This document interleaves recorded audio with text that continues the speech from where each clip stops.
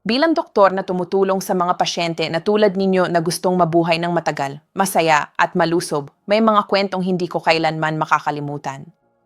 Maalala ko pa ng husto ang kaso ni Mang Roberto, isang lalaking 68 taong gulang, retirado na, puno ng sigla.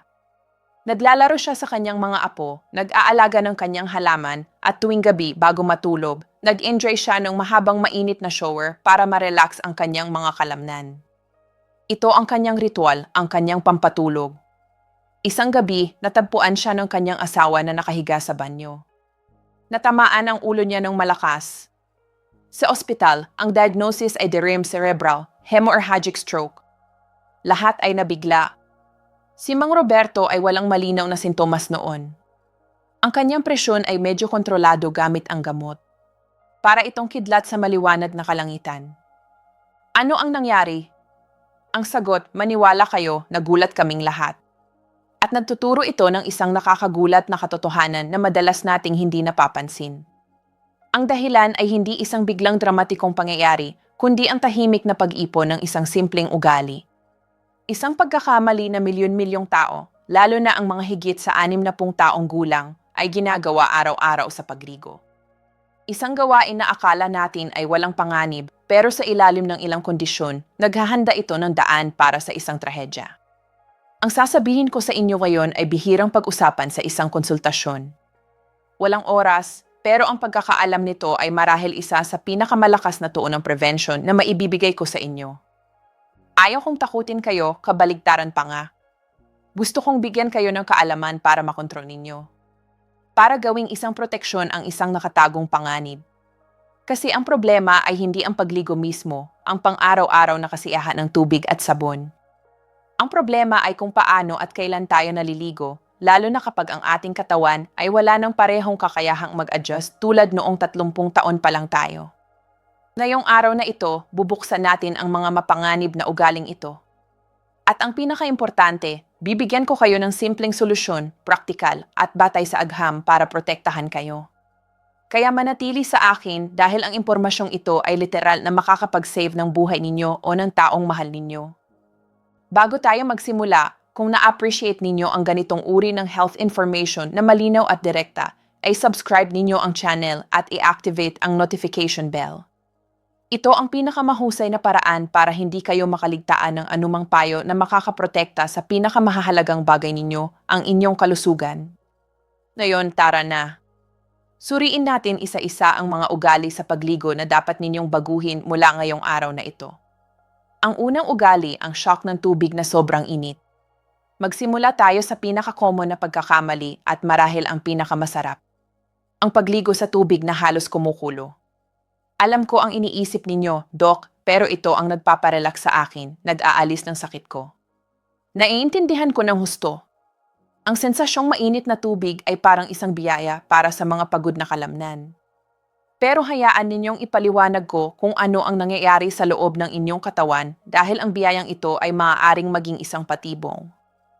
Isipin ninyo ang inyong mga ugat, ang inyong arteries at veins na parang isang sistema ng tubo na napakatalino. Kapag ang napakainit na tubig, sabihin natin na higit sa 38 o 40 degrees Celsius, ay tumama sa inyong balat, ang inyong katawan ay tumutugon sa napakadrastikong paraan. Nag-activate ito ng emergency mechanism para magpalamig. Nag-uutos ito sa mga tubong iyon na magbukas ng malaki. Ito ang tinatawag na vasodilation. Kapag lumalaki ng malaki ang mga blood vessels ng balat, na ang pinakamalaking organo ng katawan, ang espasyo kung saan dumadaloy ang dugo ay biglang tumataas. Para itong sa isang iglap, ang inyong mga tubo ay naging mas malaki at dahil sa simpleng batas ng physics, kung ang espasyo ay biglang lumalaki pero ang dami ng likido, ang inyong dugo ay pareho pa rin. Ang presyon sa loob ng sistema ay bumabagsak. Sa loob ng ilang minuto, ang inyong presyon ay maaaring bumaba ng malaki. Sa isang batang tao na malusog, ang puso ay tumutugon tulad ng isang malakas na makina, nag-detect ng pagbagsak ng presyon at nagsisimulang pumump ng mas mabilis para makabawi. Pero sa isang adulto na higit sa 60, 70 o 80 taong gulang, ang kwento ay napaka-different. Una, ang mga tubo ay hindi na gaanong elastic. Sa paglipas ng mga taon, ang mga arterya ay may tendency na maging matigas, isang proseso na tinatawag na arteriosclerosis. Hindi na sila nag-a-adapt ng maayos sa mga pagbabago. Pangalawa, ang puso ay maaaring medyo mahina na dahil sa edad. At pangatlo, at ito ang fundamental, marami sa inyo ay umiinom ng gamot para sa hypertension, mga gamot na dinisenyo para ibaba ang presyon. Kaya, lumilikha kayo ng perpektong bagyo. Meron kayong pabagsak ng presyon dahil sa inyong gamot. At doon ay dinagdag ninyo pa ang pagbagsak ng presyon na sanhi ng sobrang init ng tubig. At ano ang pinakaagad at mapanganib na consequence? Ang vasovagal syncope. Nakakaramdam kayo ng pagkahilo, malabo ang paningin, mahina ang mga tuhod at maaari kayong mahimatay. At ang paghimatay sa isang matigas at madulas na surface tulad ng banyo ay isang recipe para sa disaster. Ang pangunahing panganib dito, ang number 1 na danger, ay ang pagkahulog. Ang pagkakasugat sa ulo sa panahon ng mga pagkahulog na ito ay maaaring magdulot ng traumatic brain injury o brain hemorrhage na isang uri ng stroke na napaka-grave. Ang kaso ni Mang Roberto na kinuwento ko sa inyo sa simula ay dahil dito. Bukod dito, ang biglaang pagbagsak ng blood pressure ay nangangahulugang mas kaunting dugo at oxygen ang pumupunta sa vital organs tulad ng inyong utak at puso. Sa isang taong may mga arterya na bahagyang blocked na, ang pagbaba ng daloy ng dugo, kahit ilang minuto lang, ay maaaring sapat na para magdulot ng mga sintomas ng iskemia. Ang solusyon, ang patakaran ng lukewarm water. Hindi kayo kailangang sumuko sa kasiyahan ng nakaka-relax na pagligo. Kailangan lang ninyong maging mas matalino. Ang ideal temperature. Ang tubig ay dapat lukewarm, komportable. Ang ideal temperature para sa inyong balat at cardiovascular system ay nasa pagitan ng 36 at 38 degrees Celsius, katulad ng body temperature. Ang test ng kamay. Paano ninyo malalaman kung ang tubig ay sobrang init na walang thermometer? Gamitin ang likod ng inyong kamay. Kung hindi ninyo kayang panatilihing nasa ilalim ng tubig ng komportable sa loob ng ilang segundo, masyadong mainit iyon. Isaalang-alang ang thermostatic mixer. Kung kaya ninyong bilhin, ang pag-install ng faucet na may thermostatic mixer ay isang mahusay na investment sa seguridad. Iset ninyo ang temperature ng isang beses at tapos na. Ang mas kaunti ay mas mabuti. Ang tagal ay importante rin. Ang ligtas at epektibong pagligo ay hindi dapat tumagal ng higit sa 10 minuto. Pag-uusapan pa natin ito sa ibang punto. Tandaan, ang mas mainit na tubig ay hindi naglilinis ng mas mabuti. Pinapatuyo lang ito ang inyong balat at sinusubjeto ang inyong puso at utak sa hindi kinakailangang stress. Ang pangalawang ugali ang maling oras ng pagligo. Ngayon, kung akala ninyo na ang problema ay nasa temperature lang, tignan ninyo kung ano ang maaaring mangyari kung maliligo kayo sa maling oras. Pag-usapan natin ang isa sa pinakaugali na deep light routine.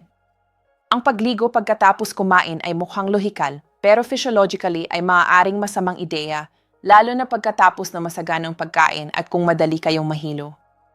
Ang proseso ng digestion ay nangangailangan ng napakalaking dami ng enerhiya at resources. Pagkatapos kumain, ang inyong nervous system ay nagredirect ng malaking bahagi ng blood flow ninyo patungo sa tiyan at bituka para ma-absorb ang nutrients. Ito ang dahilan kung bakit minsan kayo nakakaramdam ng antok. Ngayon, isipin ninyo na sa gitna ng prosesong ito, pumasok kayo sa mainit na shower. Tulad na nakita na natin, ang mainit na tubig ay nadudulot ng massive vasodilation sa balat para maglabas ng init. Bigla, ang inyong katawan ay humaharap sa dalawang malaking demand ng blood flow sa parehong oras. Ang digestive system ay humihingi ng dugo para sa digestion. Ang balat ay humihingi ng dugo para magpalamig ng katawan. Ang inyong cardiovascular system ay nasa crossroad. Ang pinakamalamang na resulta ay ang blood pressure na may tendency ng bumaba pagkatapos kumain sa ilang tao. Postprandial hypotension ay maaaring bumagsak pa lalo dahil sa epekto ng mainit na tubig. Lumilikha kayo muli ng perfect scenario para sa pagkahilo o paghimatay sa pinakamapanganib na lugar ng bahay.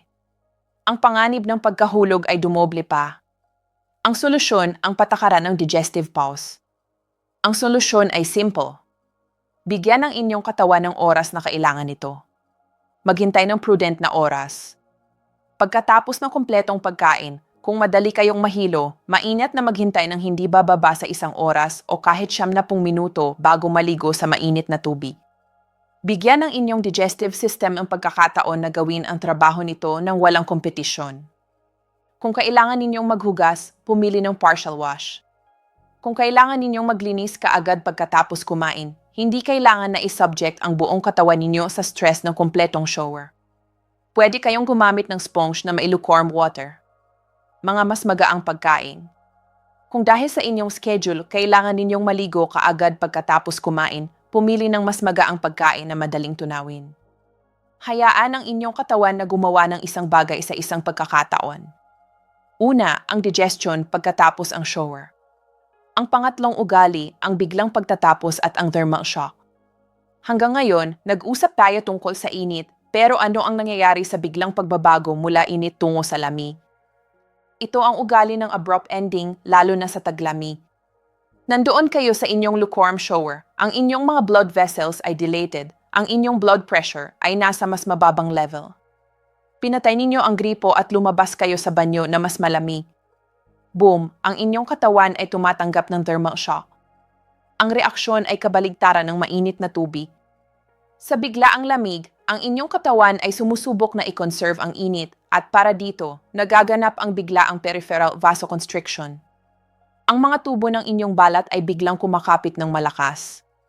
Isipin muli ang hose. Kung binabawasan ninyo ang labasan ng biglaan, ang presyon ng tubig ay tumaas.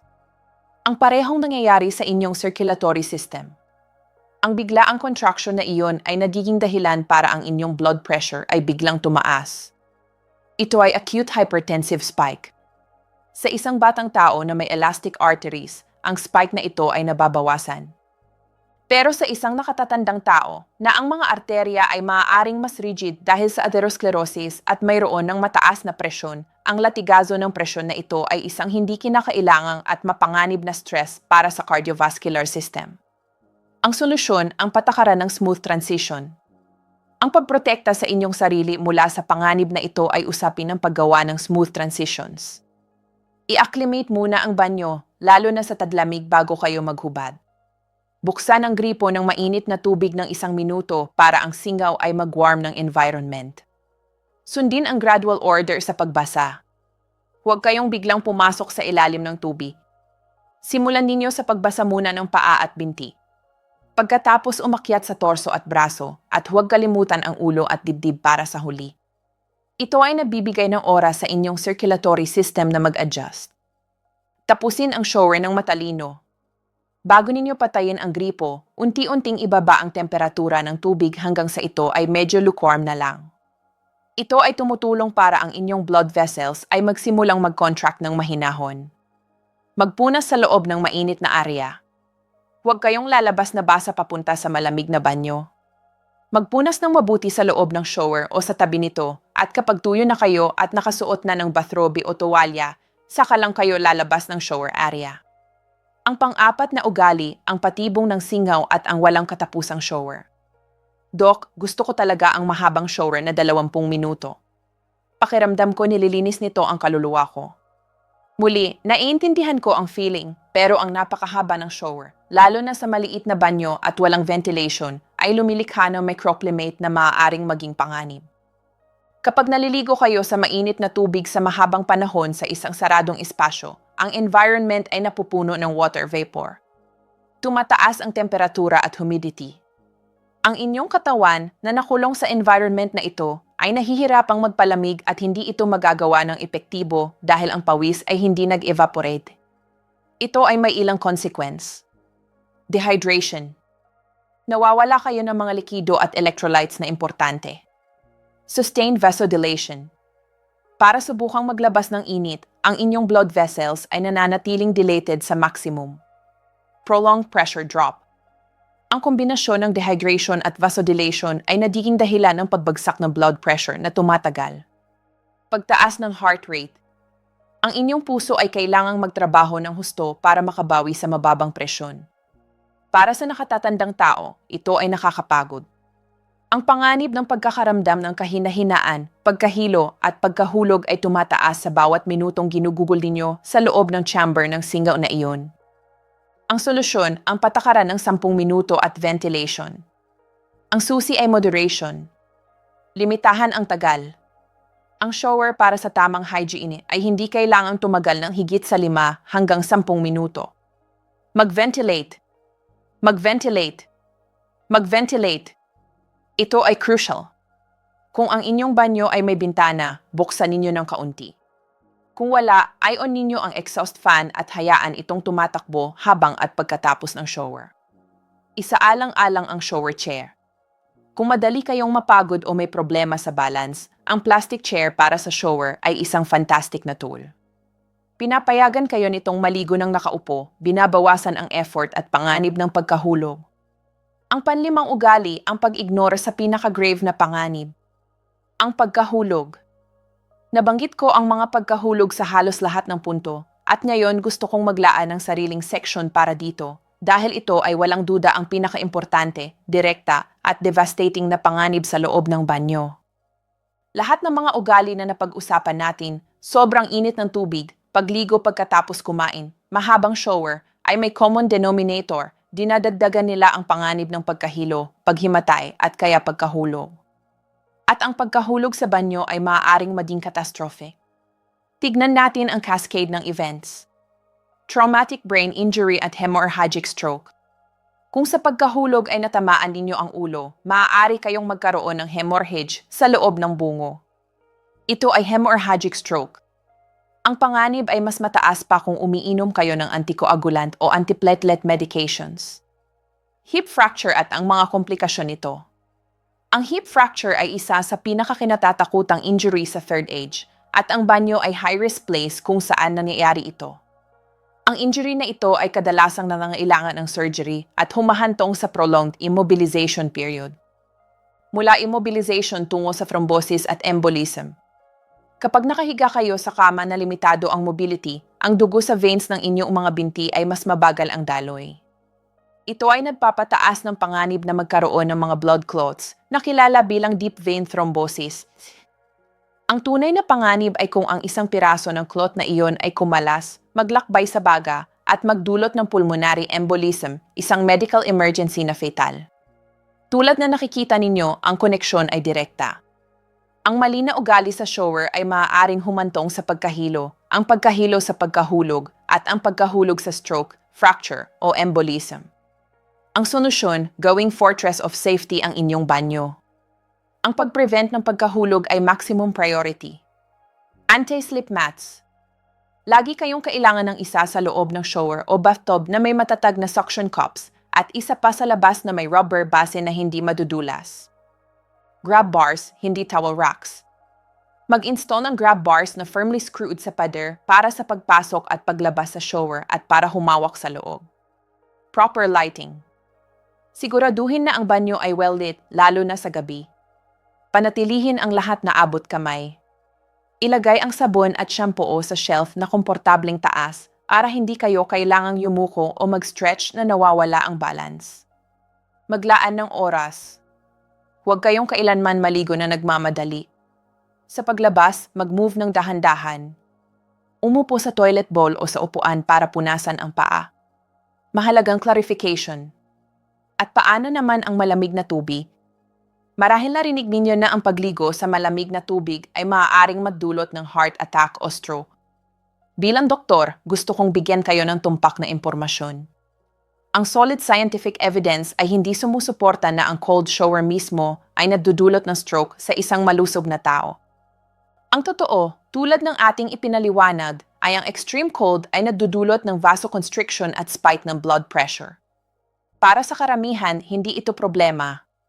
Ang importante na nuance ay kung kayo ay taong may severe cardiovascular disease na hindi well-controlled, severe hypertension, heart failure, at iba pa, kung gayon ang anumang extreme shock sa inyong sistema, maging init o lamig, ay mas mainam na iwasan. Ang problema ay hindi ang malamig na tubig, kundi ang biglaan at ekstreme na pagbabago. Kaya ang recommendation na magsimula sa pagbasa ng paa at unti-unting umakyat ay valid para sa anumang temperatura. Summary at conclusion. Ang 5 golden rules para sa ligtas na shower. Para hindi ninyo makalimutan, narito ang summary na may 5 golden rules para sa mas ligtas na pagligo. Ang patakaran ng lukewarm at maikli. Panatilihin ang tubig sa pagitan ng 36 at 38 degrees at limitahan ang inyong shower sa 5 o 10 minuto. Mag-ventilate lagi ng banyo. Ang patakaran ng digestive pause. Kung madali kayong mahilo, maghintay ng hindi bababa sa 70 minuto pagkatapos ng masaganang pagkain bago maligo sa mainit na tubig. Ang patakaran ng smooth transition. Iwasan ang thermal shocks. I-acclimate ang banyo, basain ang katawan ninyo ng unti-unti at magpunas ng mahinahon bago lumabas sa lamig. Ang patakaran ng fall-proof bathroom. Ito ang pinaka-importante. Gumamit ng anti-slip mats, grab bars, magandang ilaw at upuan kung kailangan ninyo. Ang patakaran ng conscious hydration. Uminom ng sapat na tubig sa buong araw. Ang isang basong tubig bago maligo ay maaaring makatulong para ang inyong sistema ay mas resilient. Tulad na nakikita ninyo, hindi ito tungkol sa pagkatakot sa shower. Ito ay tungkol sa pag-unawa na ang inyong katawan sa 60, 70 o 80 taon ay nangangailangan ng mas maingat na pag-aalaga. Ang mga maliit na adjustments na ito ay acts of self-love. Sa pamamagitan nito, hindi lang kayo bumabawas ng panganib ng serious accident, kundi aktibong pinoprotektahan ninyo ang inyong independence at ang peace of mind ng inyong pamilya. Kung ang video na ito ay nakatulong sa inyo, hinihiling ko na gawin ninyo ang isang napakahalagang bagay. I share ito. Ipadala ang video na ito sa inyong mga kapatid, sa inyong mga kaibigan, sa anumang mahal sa buhay na higit sa 60 taon. Hindi ninyo alam kung kanino kayo maaaring makatulong. At ngayon gusto kong marinig kayo. Mag-iwan ng komento sa baba. Alin sa mga ugaling ito ang nakikilala ninyo sa inyong routine? May babaguhin ba kayo? Ang pagbabasa ng inyong mga karanasan ay ang pinakamalaking reward para sa akin. Maraming salamat sa inyong oras at atensyon. Ako si Elena Santos at nandito ako para sa inyong kalusugan. Hanggang sa muli, mag-ingat at manatiling maluso.